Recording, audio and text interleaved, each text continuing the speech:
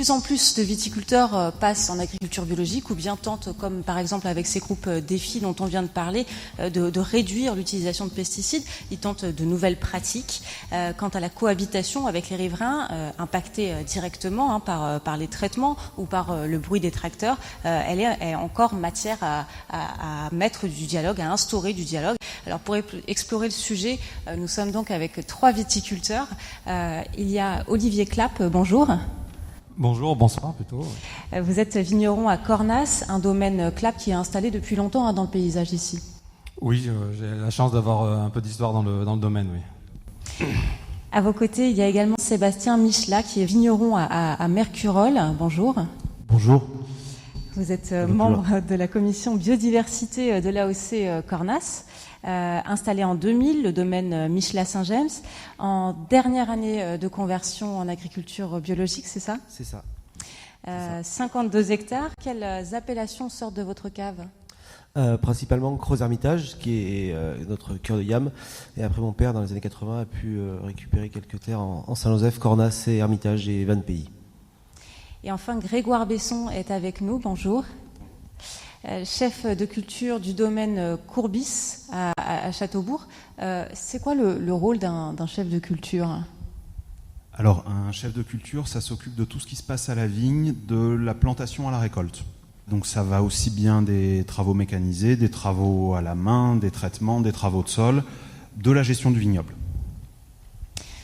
Alors, Saint-Péret, c'est au carrefour de plusieurs appellations prestigieuses. Avec près de 800 000 hectares, la vigne représente 3,7% de la surface agricole en France, sur tout l'Hexagone, mais elle consomme à elle seule 20% des pesticides. Pour quelles raisons utilise-t-on autant de pesticides ? Quelles sont les spécificités de la vigne qui nécessitent ça ? Olivier Clapp. Ben oui, donc du coup, la vigne est comme beaucoup d'autres cultures aussi, est sujette à des maladies, à des ravageurs, et donc pour ça il y a des traitements qui doivent être faits. Je pense qu'il y a eu une époque évidemment où les produits, on va dire plutôt chimiques, et qui étaient assez poussés par les fabricants, du coup assez facilement répandus. Je pense que au final, c'est un des seuls moyens qu'on ait pour l'instant de pouvoir se défendre, on va dire, plutôt que de combattre, mais c'est plutôt de se défendre et de vivre aussi avec ces maladies. Et donc la vigne en fait partie, et il faut évidemment se protéger, donc c'est-à-dire protéger le feuillage, protéger les raisins, avec des produits en tout genre, donc qui ont tendance maintenant à évoluer vers des produits plutôt biologiques. On le voit, le côté biologique les domaines, les exploitations biologiques font que d'augmenter. Mais faire sans, ça serait beau, mais malheureusement ce n'est pas possible, on le sait tous. Même un maraîcher doit forcément utiliser quelques produits de temps en temps. Donc maintenant, à nous d'évoluer dans une adaptation avec le climat, et avec aussi, comme on dit tout à l'heure, peut-être des cépages. Est-ce que c'est la nouvelle... le futur nous dira, mais est-ce que ça va être peut-être une suite à diminuer les intrants? Ça, on le verra plus tard, oui. Alors les pesticides, c'est un terme générique qui rassemble les insecticides, les fongicides, les herbicides et les parasiticides. Quels sont les plus utilisés en viticulture ? Sébastien Michelat. En viticulture, c'est principalement quand même les fongicides. Donc lutter contre les champignons, c'est ça ? C'est ça. Contre nos plus grosses maladies en vigne, c'est quand même le mildiou et l'oïdium, qui sont 2 champignons. Et l'utilisation de fongicides, et la principale famille de produits utilisés en viticulture. Concrètement, ce qui est traité, ce sont les vignes elles-mêmes ainsi que l'herbe entre les rangs, c'est ça, vous m'arrêtez si je me trompe. Pourquoi vouloir éliminer la végétation autour de la vigne, Grégoire Besson ? On est sur des sols très, très filtrants, donc qui ne retiennent pas l'eau. Et on va se retrouver à un moment où la végétation en place et la vigne vont entrer en concurrence. Et il y a un moment de l'année où on doit privilégier la vigne pour obtenir une récolte. Alors, c'est vrai qu'il y a eu des excès dans le temps d'avoir un sol nu toute l'année. C'est des choses dont on est en train de revenir. Mais on a quand même un moment de l'année où il faut privilégier la vigne parce qu'il y a moins d'eau et on est sur des types de sols, donc des granites décomposés, qui retiennent très peu l'eau. Et aujourd'hui, alors ça change, est-ce qu'on voit de plus en plus d'herbes entre les rangs ? Oui, tout à fait. Alors, on revient aussi sur une autre spécificité des vignobles de la région, c'est leur topologie, c'est la pente. Les coteaux. Et donc, autant laisser un enherbement se mettre en place sur une parcelle où on peut passer au tracteur avec une tondeuse à un moment et en 2 jours régler la question, c'est une chose. Dans un coteau où les temps d'intervention vont être supérieurs, ça va être 10 fois plus d'heures par exemple pour gratter des sols et enlever l'herbe mécaniquement, et beaucoup plus d'efforts, ça va se faire au treuil notamment. Donc c'est un boulot monstrueux. On n'a pas tout à fait la même souplesse. Donc ça va jouer aussi. Alors, vous faites tous 3 partie donc d'un collectif de viticulteurs qui tentent de réduire les produits phytosanitaires. Ça, on va le voir dans quelques instants. Comment vos positions à chacun ont pu évoluer sur la question des pesticides, Olivier Clapp ? Alors déjà, je pense que c'est vrai que le groupement ça a une dizaine d'années, mais nous un petit peu moins, et on avait déjà des pratiques chacun de notre côté, donc je trouve que ça permet déjà de se confronter un peu et de voir ce que chacun fait. Et puis, au final, au niveau pesticides purs, on se rend compte que en fait, on essaye de. Alors, il y a un côté risque qui est présent aussi, parce qu'on va essayer de réduire un peu petit à petit des doses aussi. Mais au final, c'est un risque si vraiment on perd de la protection. Mais au final, on se rend compte que en grappillant un petit peu, c'est-à-dire en baissant un peu des doses, on arrive petit à petit à se rendre compte que c'est possible. Et justement, en ayant d'autres vignerons dans ce groupe-là, on en discute et on se rend compte que d'autres aussi arrivent à le faire. Et on se dit, en fait, si, il y a des choses qui sont faisables de changer des méthodes. Alors, on n'arrêtera pas tout, mais c'est vrai que, et puis ça permet d'avoir un peu de réconfort aussi, de se dire, oui, en fait, c'est faisable. Puis, d'autres personnes sont plus typées avec des vignes plutôt en plaine, d'autres en coteau. D'autres ont plus de surface en plaine qu'en coteau, et ça permet d'échanger des pratiques. Donc, moi, je sais pas ce que vous en pensez, mais c'est vrai que je trouve qu'il y a un vrai intérêt d'échange aussi entre nous par rapport au groupe, quoi. Et même avant ça, quel a été peut-être le déclic pour vous, Sébastien Michelat ? Donc vous êtes en dernière année de conversion en agriculture biologique, vous avez démarré en 2000. Qu'est-ce qui vous a poussé vers ça en fait ? Ce qui m'a poussé, c'est une réflexion globale d'entreprise et de vision un peu de paysagère. Alors principalement en Creuse-Hermitage, c'est mon vignoble principal. Une perte de biodiversité, une perte de présence d'oiseaux, d'animaux, et pas seulement due aux produits phytosanitaires, et c'est dû aussi à la monoculture qui est grandissante en Creuse-Hermitage. Il faut faire quelque chose. Donc on a commencé par une certification haute valeur environnementale qui est intéressante parce qu'elle prend en compte aussi bien le vignoble ou la production agricole et ses alentours. Et petit à petit, c'est un jeu, quoi. En fait, je vais pas mettre d'herbicide si je veux des vers de terre, ou je vais pas mettre d'insecticide si je veux des coccinelles. Donc voilà, c'est parti comme un jeu. Enfin, moi, je prends ce métier comme un jeu, comme une passion. Donc du coup, on va toujours plus loin. L'agriculture biologique c'est venu naturellement, quoi. C'est venu naturellement. Est-ce que ça a pu venir aussi des échanges avec le voisinage ? Carrément. Le groupe Défi a pour ça été super intéressant parce que même si la concurrence entre nous est saine, il a mis que ça en cuivre, il a mis que ça en soufre. tiens, je vais essayer. Enfin, c'est vrai. S'il y arrive, pourquoi j'y arriverai pas? Je suis pas plus bête. Et il y en a un qui est meilleur sur ses doses de produits phyto, l'autre il est un peu plus en avance sur ses engrais verts ou sur son travail du sol en coteaux ou en plaine. Et voilà, chacun a ses qualités et ses défauts ou ses faiblesses. Et ce groupe-là permet justement d'échanger et de progresser tous ensemble. Grégoire Besson, donc pour le domaine Courbis, donc chef de culture, qu'est-ce qui vous a donné envie, vous, d'intégrer ce groupe défi et tout simplement de réduire les produits phyto? Alors dans mon cas, je viens pas du milieu viticole et ça a été une chance, pour faire simple, de pouvoir discuter très ouvertement avec des gens qui avaient bien plus d'expérience que moi. Et la force de ce collectif, il me semble, où en agriculture, on est tous persuadés d'être le seul au monde dans cette situation. Et ce qu'on va retrouver dans la littérature ne s'applique pas forcément à notre cas particulier.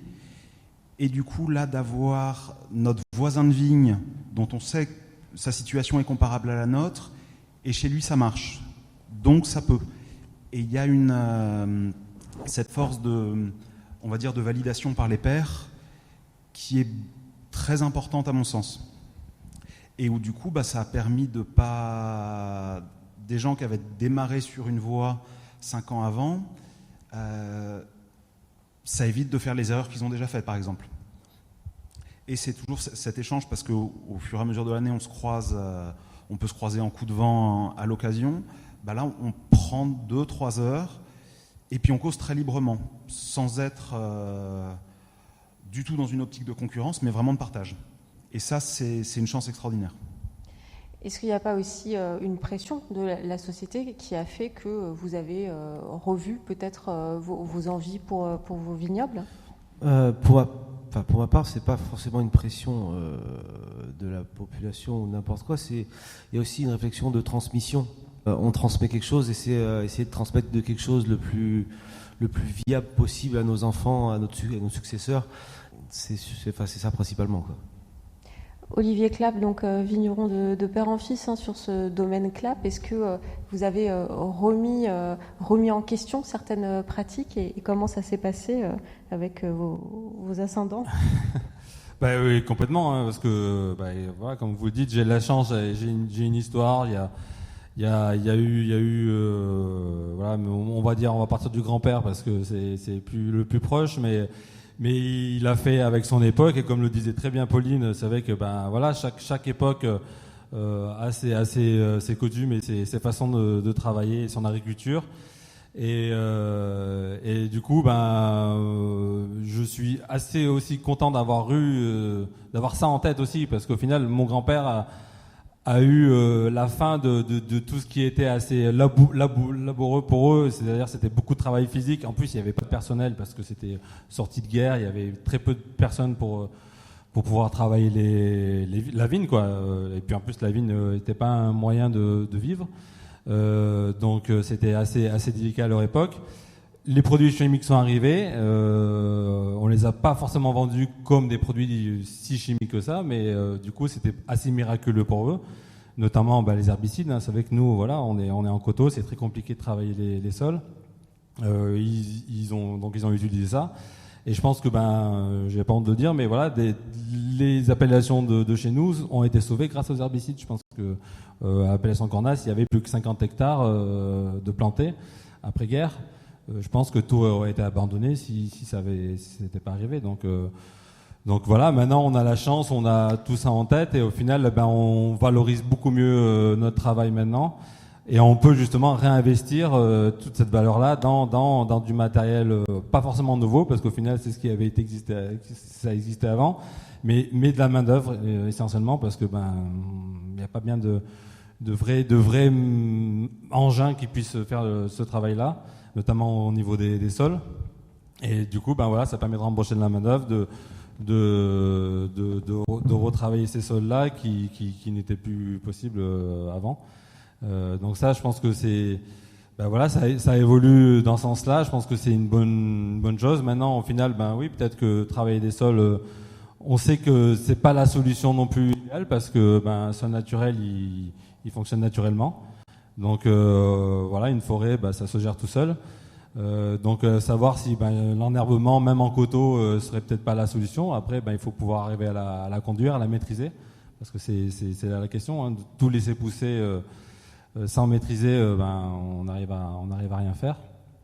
Donc, mais c'est vrai que voilà, la chance d'avoir un peu d'histoire dans le domaine et puis d'avoir tout ça un peu en mémoire, ça permet d'évoluer. Et j'ai encore en tête mon grand-père qui me disait quand on se remettait un peu à faire du travail des sols en me disant bonne chance. Voilà, parce que pour lui c'était une période très difficile et très compliquée parce que c'est physique, c'est pénible et voilà. Moi je dis on fait du jardinage au final, hein, alors, à plusieurs, il faut du personnel pour ça, mais au final maintenant on y arrive et on ferait pas autrement en fait.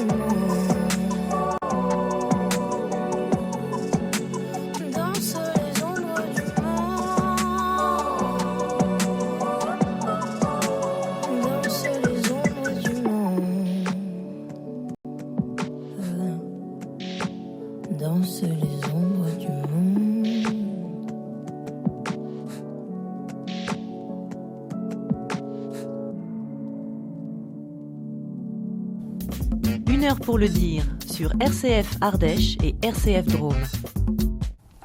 Alors, je le disais, vous êtes tous trois membres d'un réseau qui s'appelle Défi. On en a parlé au cours de cette soirée.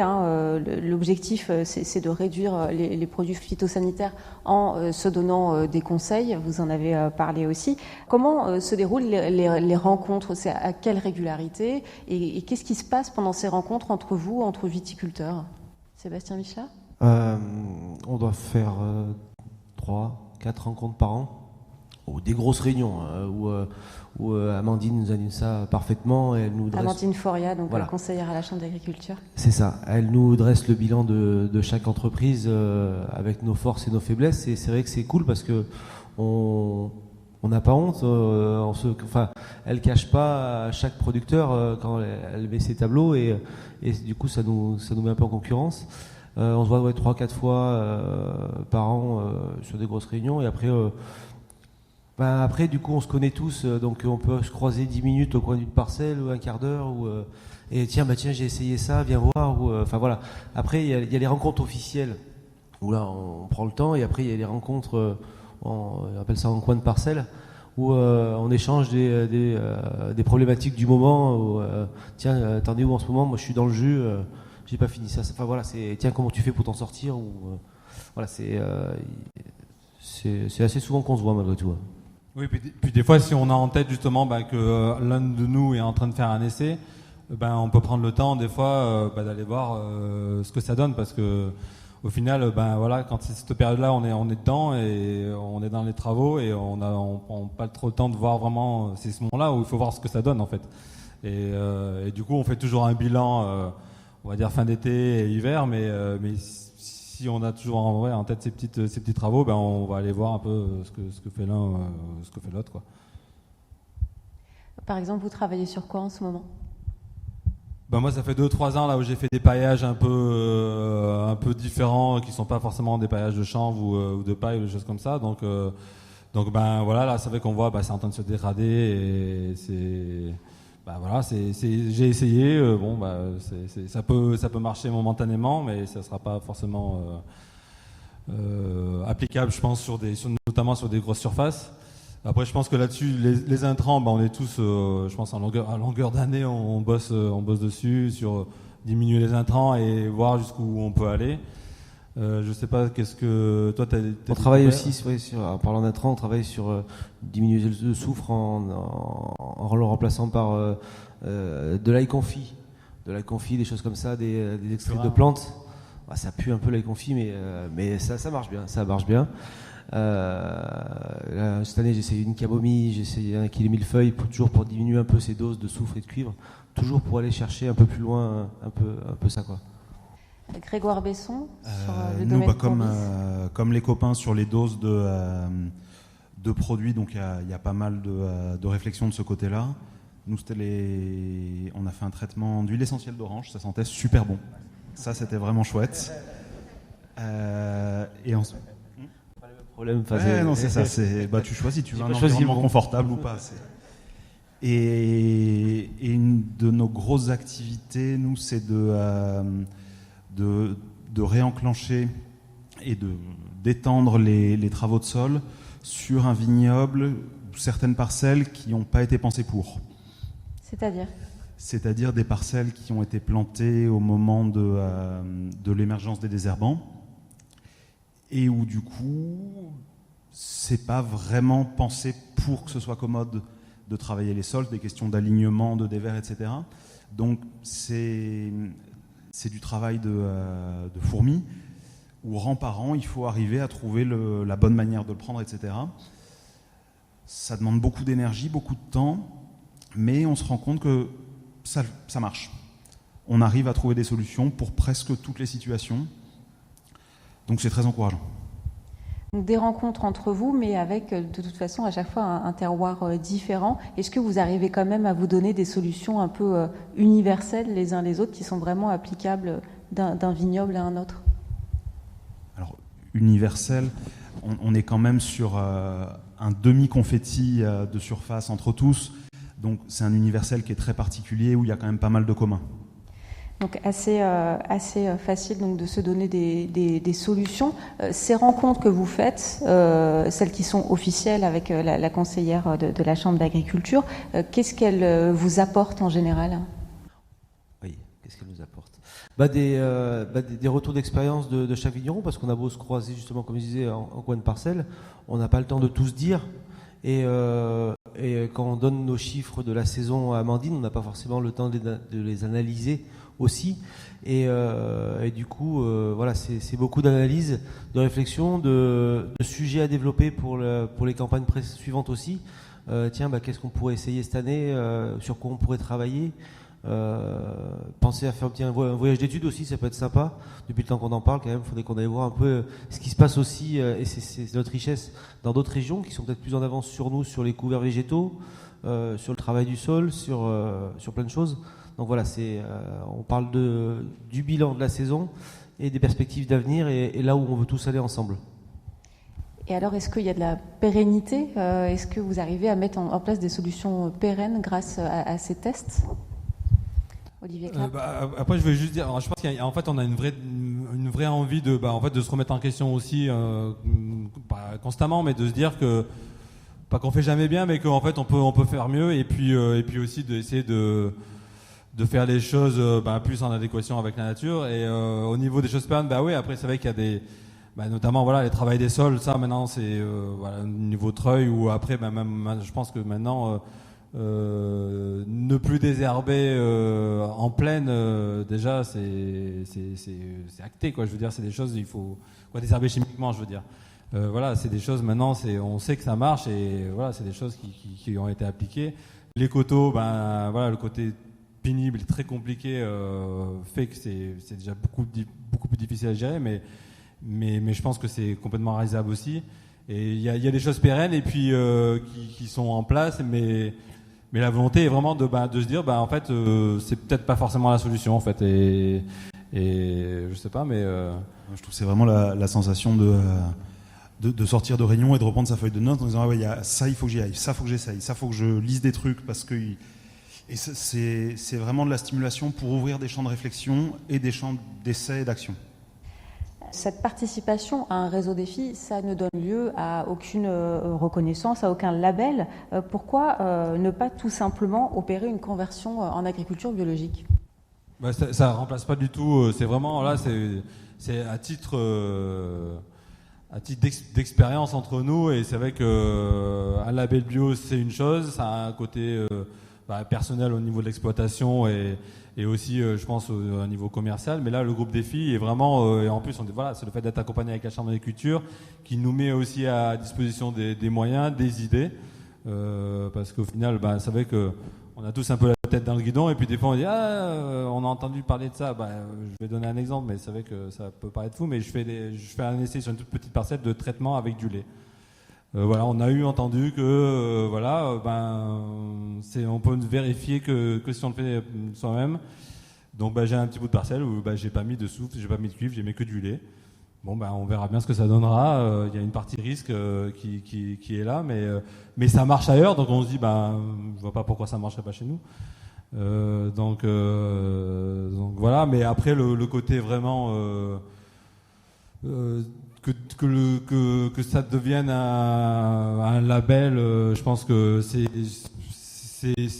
pas l'idée de la chose. Je pense qu'il faut vraiment garder ça à notre échelle, et puis après voilà, le dire aux autres si ça les intéresse, qu'ils viennent nous voir. Voilà. Après nous, on fait des essais, on est comme tout le monde, ça peut, on est complètement compréhensif que ça puisse interroger les gens, mais en plus à chaque fois c'est des échelles, c'est à petite échelle aussi. On commence petit à petit. Moi je pense pas avoir fait un essai à très grande échelle sur des choses très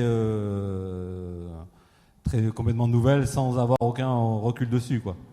Bon, il faut commencer doucement pour être sûr du coup, et après développer, après quitte à être donner la puce à l'oreille à son collègue. Ah putain, t'as essayé, tiens, je vais essayer aussi. Donc à faire des essais sur deux coteaux ou deux expositions différentes, voir voilà. C'est de l'échange aussi. Tiens, à quelle date tu l'as fait l'année passée ? Est-ce qu'on se recale ensemble cette année aux mêmes dates même stade phénologique pour voir un peu si s'il y a un effet terroir ou pas, ou s'il y a un effet soleil levant. Donc voilà, les tests au début c'est vraiment à petite échelle. Si on veut le faire correctement, faut pas se précipiter. Puis je pense qu'il y a aussi un point qui est assez important, c'est que dans nos boulots où on court tout le temps, ça nous force à faire un pas de côté. Et il y a aussi la grande force de cette affaire, c'est d'avoir aussi Amandine qui centralise des choses et qui peut avoir une idée de support pour des essais qui, si c'était pas dans ce cadre-là, peut-être qu'en cours de saison, noyé dans le truc, on dirait bon, je laisse tomber et tant pis. Là, on va jusqu'au bout et on a des résultats exploitables. Et donc, il y a des choses que vous avez pu généraliser, des essais sur les petites parcelles que vous avez pu généraliser à plus grand, en tout cas. Les doses de cuivre de soufre, donc ça c'est déjà généralisé pour beaucoup de gens. Moi, après, personnellement, sur le domaine, c'était tout ce qui est couverts végétaux, où j'ai développé petit à petit les couverts végétaux sur, au début, 4-5 hectares en plaine, après, petit à petit, pour arriver maintenant à des très grosses surfaces en couvert, avec des mélanges différents. Et ça, c'est une expérience que moi, je peux me permettre en plaine, qui n'est pas forcément facile sur des coteaux de Cornas ou de Saint-Joseph, ou de Saint-Péret aussi. Et c'est peut-être avec ces essais-là qu'on peut dire, tiens, pourquoi pas essayer, j'ai essayé ce mélange qui peut être sympa, qui tient bien les sols, qui n'est pas concurrentiel pour la vigne, pourquoi essayez pas, tiens, j'enfile 50 kilos à Pierre, Paul ou Jacques, essayez dans vos coteaux, voir si ça marche, et puis comme ça, chaque membre du groupe est poisson pilote pour un truc, quoi. Donc voilà. Vous, on peut dire que vous êtes des bons élèves, mais le réseau Défi en France, ce sont environ 3000 fermes, et toutes filières confondues, pas que la viticulture. Donc finalement, c'est assez peu, ces agriculteurs qui se lancent ce défi-là. Est-ce que les pratiques en viticulture sont vraiment en train de changer ? Est-ce que c'est une tendance lourde, d'après vous ? Carrément. Sébastien Michelin. Carrément, les agriculteurs, et les agriculteurs en général, pas seulement les viticulteurs, évolue dans le sens d'une agriculture beaucoup plus propre et respectueuse. Tout à l'heure, vous parliez du groupe Défi, 3000 exploitations, c'est ça ? 3000 fermes en France. 3000 fermes en France. Il y en a beaucoup plus que ça, et même des millions qui ont déjà pris le même chemin que nous on prend. Nous, c'est juste qu'on veut se rencontrer et qu'on veut échanger. Mais il y en a qui le font tout seuls très bien dans leur coin aussi. Il y a une grosse évolution de l'agriculture. Oui, on s'aperçoit qu'un peu partout en France, dans des régions, ils replantent des haies basses, des haies hautes, des haies paysagères, des haies épineuses, des choses comme ça pour ramener de la biodiversité de partout. Il y a une réflexion globale et une prise de conscience globale de l'ensemble de l'agriculture, je pense. Mais Olivier Clap. je pense aussi qu'elle est évidemment due aux consommateurs, quoi. Je pense que tout part de là. Et autant, moi, voilà, nous on produit du vin. Je pense que c'est d'autant plus important pour se nourrir, même si on se nourrit de vin aussi, on est bien d'accord. Mais je pense qu'il faut vraiment donner une impulsion, et là-dessus, les consommateurs montrent que, au final, oui. D'ailleurs, en plus, on a pu voir des petites choses sortir là récemment dans les médias avec des pesticides, des résidus de pesticides dans des produits. Je pense que voilà, tout doucement ça fait son travail, et du coup les agriculteurs se disent qu'il faut absolument corriger le tir et tout doucement revenir à des méthodes. Et en plus ces méthodes on va dire biologiques, biodynamiques sont en plus on va dire plus douces pour ceux qui les utilisent aussi. Il faut quand même se protéger, il faut quand même mettre des combinaisons parce que on est dans le produit, donc c'est évident. Mais ça reste, je pense, moins nocif que des produits vraiment chimiques où, au final, on ne sait pas forcément trop ce qu'il y a dedans, quoi. Et dans les caves, dans les salons, est-ce que les consommateurs, les acheteurs vous posent davantage de questions qu'auparavant ? Oui. Grégoire Buisson. C'est vraiment quelque chose qu'on sent où il y a de plus en plus d'intérêt pour le mode de production. Et autant c'est étonnant parce qu'il y a l'image mentale, l'image slogan qui allait avec le vin, c'était une belle photo de barrique. Maintenant, c'est des vignes. Et ça se déplace vraiment de plus en plus. et avec de la curiosité, parce que c'est vrai que c'est pas des choses qui ont été trop évoquées jusque-là sur la place publique, et ça nous force aussi à nous remettre un peu en question, et on prend conscience de ces attentes et puis des attentes qu'on a, ce que disait Olivier, nous aussi, parce que c'est pas les produits, on est en première ligne.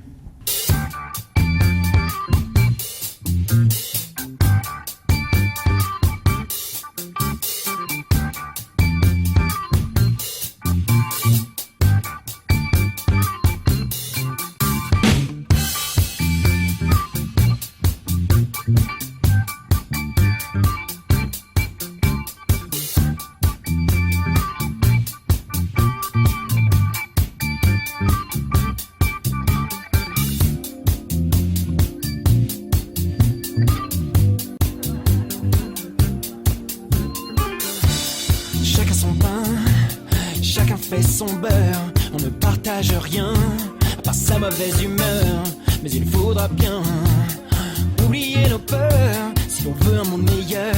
Il faut s'y mettre à plusieurs, chacun pour soi, ça va de soi. Chacun ses bons plans, évidemment. Il faudrait faire un petit effort pour que les choses s'améliorent. Si l'on veut que la terre tremble, il faut qu'on s'y mette ensemble.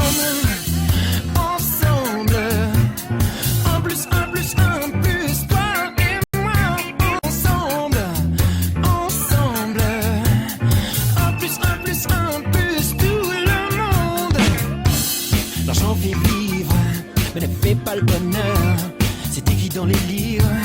Que dit ma petite sœur? Il faudrait penser autrement qu'individuellement.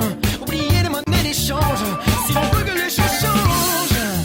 Ensemble, 1 plus 1 plus 1 plus toi et moi.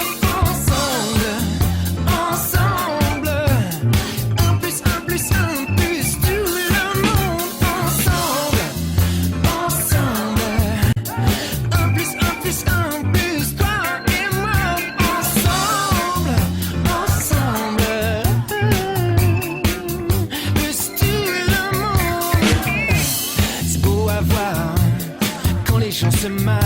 Ça donne envie d'écouter, de se mettre à leur côté. Les autres ne sont qu'un miroir où il faut savoir se voir. Apprenons à regarder, ensemble sans tarder. Ensemble, oh yeah, yeah, yeah. Ensemble, ensemble, 1 plus 1 plus 1 plus tout le monde. Ensemble.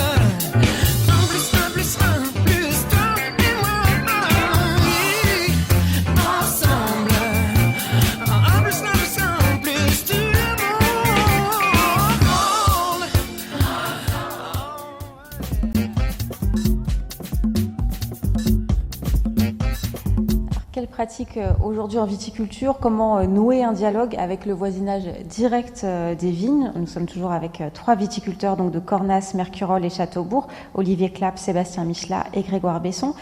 Est-ce que chacun, il y a beaucoup d'habitations à proximité de vos cultures? On va dire, oui, le vignoble est assez présent en bordure de communes.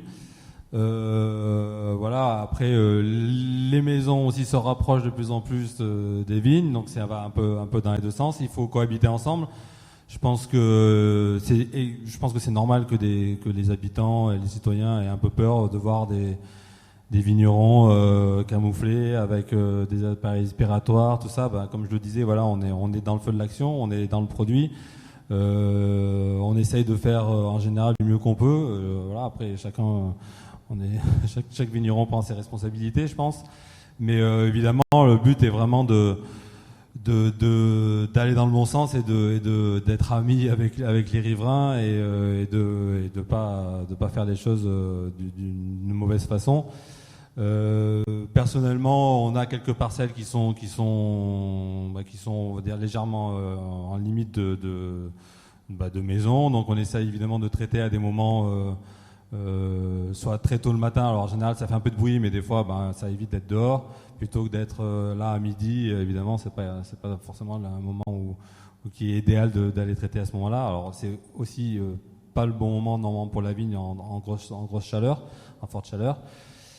Mais tout ça pour dire que voilà, c'est vrai qu'on est obligé de traiter nos vignes, de s'en occuper avec des passages plus ou moins fréquents suivant la météo. Évidemment, la pluie est le plus gros problème.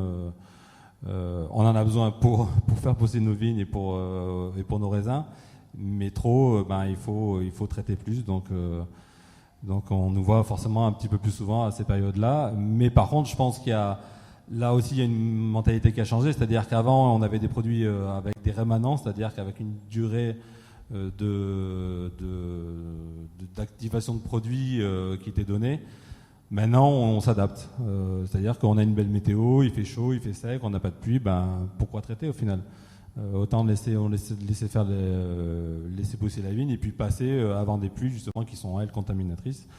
Donc ça, c'est des petites choses qui, au final... paraissent minimes, mais sur une saison, ça fait vite 2-3 traitements en moins, et du coup, ça fait des nuisances aussi en moins. C'est vrai que nous trois, on a quand même des facilités à communiquer et à aller au-devant des gens pour leur expliquer aussi notre voisinage, nos pratiques et nos façons de travailler. C'est ce que vous avez fait, Sébastien Michelin ? C'est ça, ouais. J'ai mis des courriers chez mes voisins de parcelle qui m'ont répondu ou non, leur libre choix, pour les prévenir de mon passage pour mes protections du vignoble. Après, pas tout le monde ne peut le faire, ou pas l'envie, non, le courage de le faire par timidité, par un vigneron peut être timide et ne sait pas communiquer. On n'a jamais appris à l'école à communiquer sur notre production. Et souvent, moi, je dis aux gens, ouais, mais tu connais pas celui qui a des terres à côté de toi. Le jour où il est là, va le voir, va lui dire bonjour. Voilà, je suis votre voisin. Est-ce que je peux passer vous voir un de ces quatre pour qu'on discute de tout et de rien, comment vous produisez. Voilà, enfin, je pense que nous, vignerons, on doit faire un effort d'aller vers les gens pour leur expliquer notre façon de travailler. Mais je pense qu'aussi les gens qui arrivent à aller se présenter, ça peut être cool aussi, parce que y a des vignerons qui n'ont pas forcément de facilité de discuter, qui n'oseront pas, et au contraire, c'est là que peut rentrer le conflit, alors que il n'y a pas lieu d'en avoir, quoi. Si tout le monde est au courant, si tout le monde s'explique comment on travaille, il n'y a pas lieu d'avoir de conflit. Est-ce qu'il y a un guide du bon voisinage qui pourrait être envisagé, être mis en place? Quid de ce projet-là? L'apéro. C'est le meilleur moyen. C'est le meilleur moyen. Vous invitez vos voisins à boire un coup, leur expliquer, ou inversement. Non, après, oui, il y a un guide, je pense, qui doit exister ou qui va apparaître. Il y a quelque chose qui doit travailler là-dessus. Ah, c'est ça, voilà. Donc vous en avez sur la table. On nous montre un guide de bon voisinage par les salariés de la Chambre d'agriculture. Justement, comment ça se passe très concrètement? Est-ce qu'on envoie un texto systématiquement la veille en disant demain je vais passer à telle heure, rentrer le linge, rentrer les enfants? Alors après, je vais pas leur dire ce qu'il faut qu'ils fassent chez eux. Je leur dis juste que voilà, on a subi une pluie. Alors je leur explique, je suis pas... là on a pris un épisode de grêle mercredi en Creuse-Hermitage. Je leur dis, j'ai fait un poudrage à base de calcium jeudi matin. Je les ai renvoyé un SMS le jeudi matin, même quand je leur dis excusez-moi, je suis désolé, on a grêlé hier soir, je fais un poudrage à base de calcium, ça va fumer blanc. Voilà, je vais pas leur dire rentrez votre linge, bâchez votre voiture. Après voilà, on prévient. Après quand c'est des choses prévues, j'avertis au plus tard la veille. Comment ça se passe au domaine Courbis, Grégoire Besson? Alors c'est pas encore aussi formalisé que chez Sébastien, mais ça vient doucement. Je suis arrivé il y a un an à peu près, donc presque fini de faire connaissance avec les voisins directs. Un exemple tout bête, c'était la semaine dernière où on traitait, on est arrivé sur parcelle, il y avait du linge dehors, on a démarré complètement de l'autre côté, le temps d'aller sonner chez la personne pour de rentrer le linge. Parce que nous non plus, on n'aime pas avoir du linge qui pue, c'est du bon sens. Et 99 fois sur 100, ça se passe en très bonne intelligence, en fait. Et dès que le contact est pris, derrière, tout va bien. On parlait du voisinage et de ces maisons qui sont près des vignes. Est-ce que, selon vous, il y a aussi tout simplement au niveau de l'urbanisme des choses à revoir Est-ce qu'il y a des choses qui ont été faites et qui étaient peut-être pas très pratiques finalement pour faire cohabiter culture et logement? Sûrement, à une époque, il y a peut-être eu des abus. Il y a eu des abus qui ont été faits. Après, pour avoir fait partie d'un conseil municipal pendant 6 ans, avec une modification du PLU, on s'aperçoit... Plan local d'urbanisme. Voilà. On s'aperçoit quand même que les chambres d'agriculture sont présentes pour les discussions, pour les modifications. Il y a quand même un effort de fait, enfin du moins sur la commune de Mercurol où j'étais élu, pour préserver un maximum de terres agricoles et une réhabilitation un peu des centres-villes et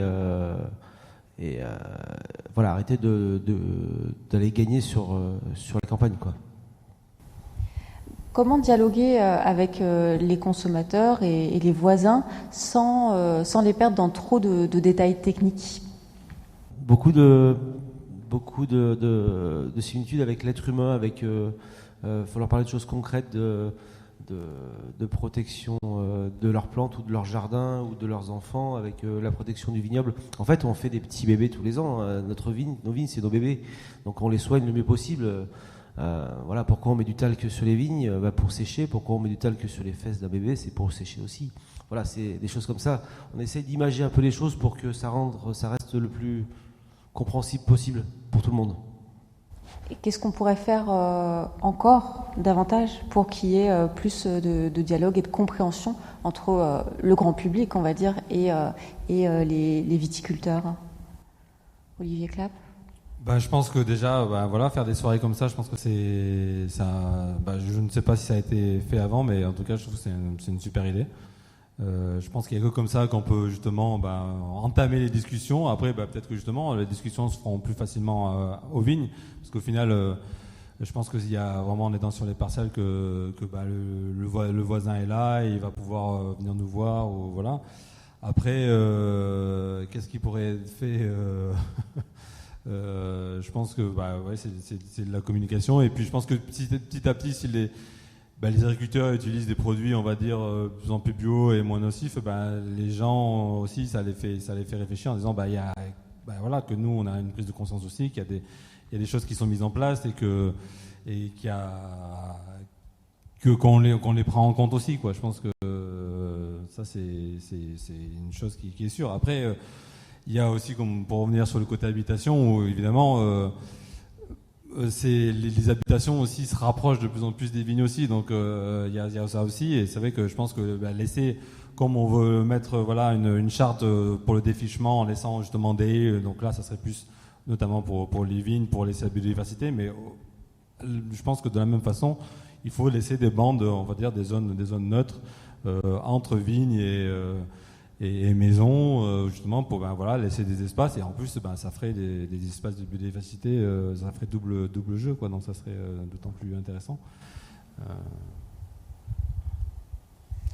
Vous dites que de plus en plus on va vers des méthodes plus douces en viticulture. Est-ce que c'est envisageable qu'un jour on fasse du vin complètement sans produits phytosanitaires? Hey. L'avenir nous le dira. D'une part, aujourd'hui, en l'état actuel, produire du cornas sans produits phytosanitaires, c'est osé. Je pense qu'il y a une question de pérennité économique en lien avec le rendement. Moi, je m'y risquerais pas, en sachant que dans produits sanitaires, prix phyto, on entend aussi cuivre et soufre, qui sont des produits homologués en agriculture biologique. La piste des cépages résistants est à étudier. Après, c'est à remettre aussi dans un contexte d'appellation où la typicité de Cornas, c'est la Syrah, la typicité de Saint-Pérez, c'est Marsanne et Roussanne. Qu'est-ce que devient l'appellation si on change l'encépagement? Ça, pour le coup, l'avenir nous le dira. Mais oui, pour l'instant, je pense que c'est malheureusement pas possible, mais voilà, l'avenir nous le dira, et j'aimerais en faire partie si c'était possible, parce que c'est vrai que ça nous rendrait les choses beaucoup plus faciles. C'est clair que dans nos coteaux, c'est très pénible. Trouver du personnel qui veut le faire, c'est aussi très compliqué. Bon, on arrive à le faire, mais voilà, si on pouvait se limiter, ça serait d'autant mieux. Après, je pense que c'est pas, comme je le disais, c'est pas que la vigne. Hein. Il y a plein d'autres cultures qui ont des maladies, qui ont des ravageurs. Il faut les protéger. On le sait très bien. Je pense qu'une parcelle isolée, on va dire à petite échelle, peut peut-être arriver en termes de biodiversité, peut-être à être moins touchée par les maladies. Mais dès qu'on commence à avoir des surfaces plus grandes, la maladie évidemment arrive à se développer beaucoup plus facilement et à prendre le dessus. Mais pourquoi pas, oui. Moi, je suis preneur. Les millésimes solaires qu'on vient de subir, 20, 19, 18, 17, nous ont permis d'avoir une protection assez souple de notre vignoble. 2021 nous rappelle à l'ordre, carrément. C'est des pluies incessantes, voilà, comme disait Olivier ou Grégoire, je sais plus, on ne traite pas parce qu'il faut traiter, parce que ça fait 14 jours, parce que voilà, c'est parce que on a été lessivé, parce que voilà, il y a vraiment on balance pas de l'argent par la fenêtre comme ça, quoi. Puis en plus c'est nous qui le payons, donc franchement voilà, par contre c'est vrai qu'il y a des millésimes comme 2021 là qui c'est du sport. C'est du sport. Et puis je pense que par contre on est quand même dans une région privilégiée. Je pense que je sais pas, en moyenne on peut faire de 5, 6, 7 traitements, peut-être 8 suivant les années, voilà. Il y a des endroits et peut-être même beaucoup d'endroits, je pense au sud-ouest, voilà, je vais penser à la Loire, je vais penser à le Jura, à la Bourgogne, où ils sont facilement à 10, 11, 12 traitements. Alors c'est plus mécanisé, donc c'est déjà ça fait moins mal pour eux. Mais c'est voilà, ils sont obligés de le faire, donc je pense qu'ici on est un peu privilégié, on a le vent du nord, le fameux Mistral qui nous arrange souvent la chose, donc c'est à prendre en compte aussi, quoi. Je pense qu'on est dans une région qui est un peu moins touchée par la maladie. Ouais, puis ça, c'est des choses qui vues de l'extérieur sont pas forcément perceptibles, mais il faut bien avoir en tête que c'est vraiment le climat de l'année qui va déterminer la quantité de produits utilisés, et qu'entre une année très facile et une année plus compliquée, on a des écarts de 20, 30, 40%, juste parce que la météo nous pousse à. Et ça, c'est vrai qu'on on publie pas, on raconte pas forcément tout ça, mais on adapte en fonction de la météo, bien évidemment. Viticulture, quelle pratique aujourd'hui? Ce temps de table ronde touche à sa fin. Merci, messieurs Olivier Clapp, Sébastien Michelat et Grégoire Besson pour votre participation. Une table ronde qui est à retrouver sur RCF en Drôme et en Ardèche ce samedi à partir de 11h. On poursuit maintenant avec les questions du public. Quelles sont vos questions, si vous en avez déjà de prêtes pour nos invités? Benoît Claret, président de la Chambre d'agriculture de l'Ardèche. Peut-être rebondir tout de suite sur ce qui a été présenté. D'abord, les remercier. Vous remercier tout d'abord pour ce témoignage, le témoignage d'agriculteurs. Et puis revenir aussi sur ce qu'on n'a pas encore évoqué et qui sont les pistes de demain. D'abord, Défi, c'est un des éléments de toute une structuration qu'on est en train de conduire au travers des services qu'on représente, nous, la Chambre d'agriculture. C'est un établissement consulaire qui est un établissement public sur une partie de nos fonds qui sont des fonds publics que l'on engage au travers de la recherche et de l'expérimentation. Il faut savoir qu'on part de la recherche appliquée, on émet des hypothèses, on les transforme par notre action quand on revient sur le terrain, par des recherches sur de l'expérimentation. Ces fermes expérimentales, on en a en Ardèche, en Drôme, il y en a une particulière qui est juste à côté qui s'appelle la CEFRA, qui est une ferme expérimentale où on commence à travailler sur les hypothèses. Les hypothèses, elles sont toujours les mêmes. Elles ont été la demande qu'a pu porter la société, celle que porte l'agriculture et celle que portent aussi les passionnés de ce métier. C'est de se dire on va se rapprocher vers l'environnement, vers cette culture du faire mieux.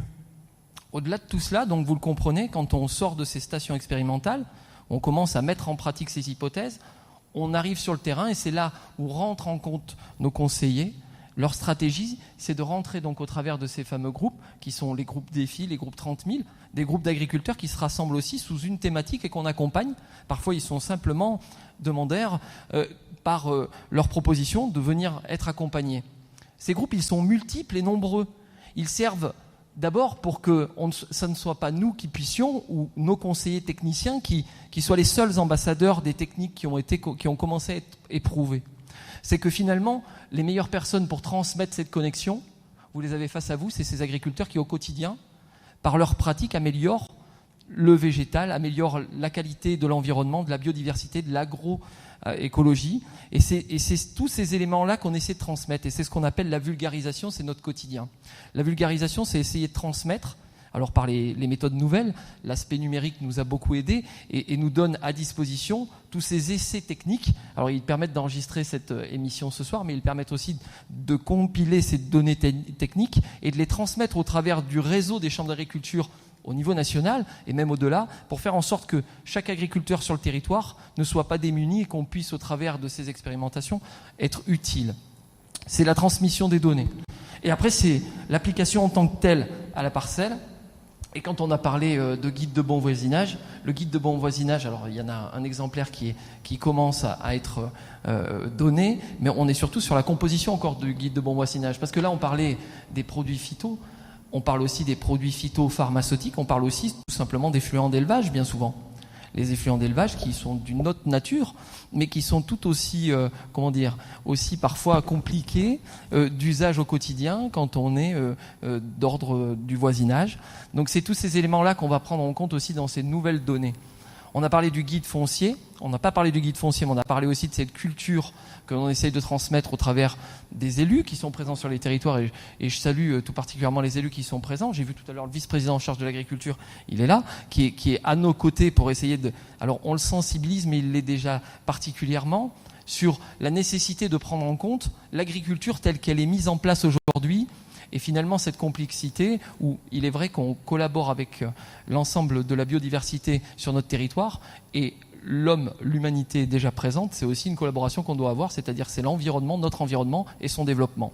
C'est ce que l'on fait, la sensibilisation que l'on a au travers de la gestion du foncier, et notamment du foncier à artificialiser.